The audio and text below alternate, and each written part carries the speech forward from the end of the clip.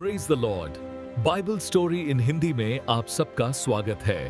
आइए आज की प्रेरणादायक कहानी शुरू करते हैं। बहुत समय पहले एक व्यक्ति था जिसका नाम याकूब था। उसके 12 बेटे थे, लेकिन उनमें से एक बेटा था यूसुफ, जो उसके दिल के बहुत करीब था।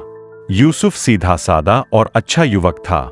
एक दिन यूसुफ ने एक अजीब सपना देखा।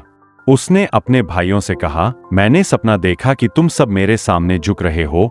यह सुनकर उसके भाई बहुत गुस्सा हो गए। उन्हें लगा कि यूसुफ खुद को उनसे बड़ा समझता है। कुछ समय बाद यूसुफ के पिता ने उसे एक सुंदर रंग बिरंगा वस्त्र दिया। यह देखकर उसके भाइयों की जलन और भी बढ़ गई। एक दिन यूसुफ अपने भाइयों के पास खेत में गया। तभी उसके भाइयों ने उसे पकड़ लिया।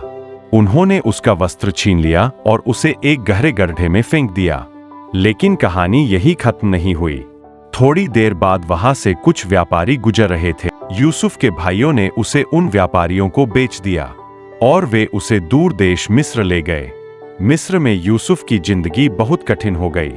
वह एक अधिकारी के घर में काम करने लगा, लेकिन यूसुफ मेहनती और ईमानदार था। कुछ समय बाद एक झूठे आरोप की वजह से यूसुफ को जेल में डाल दिया गया। जेल में भी यूसुफ ने अपना विश्वास नहीं छोड़ा। वह हमेशा परमेश्वर पर भरोसा करता रहा। एक दिन जेल में 2 कैदियों ने अजीब सपने देखे।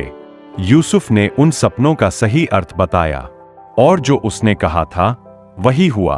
कुछ समय बाद मिस्र के राजा को भी एक अजीब सपना आया। कोई भी उसका अर्थ नहीं बता पाया।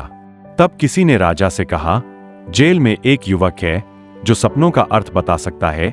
राजा ने तुरंत यूसुफ को बुलाया। यूसुफ ने राजा के सपने का अर्थ बताया। उसने कहा कि आने वाले समय में मिस्र में भयानक अकाल पड़ेगा।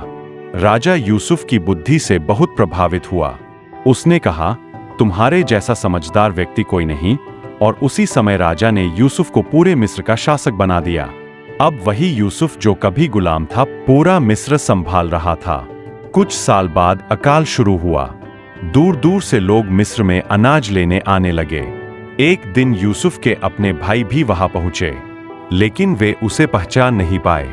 यूसुफ ने उन्हें पहचान लिया, लेकिन उसने बदला नहीं लिया। आखिरकार यूसुफ ने अपने भाइयों को सच्चाई बता दी।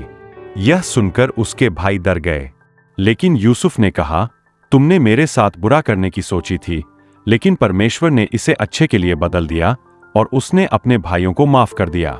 इस कहानी से हमें यह सीख मिलती है कि अगर हम कठिन समय में भी विश्वास रखते हैं, तो परमेश्वर हमें एक दिन ऊंचा उठाता है। आशा करता हूँ आज की ये बाइबल कहानी आपको पसंद आई होगी। अगर वीडियो अच्छी लगी हो तो इसे लाइक और शेयर जरूर करें।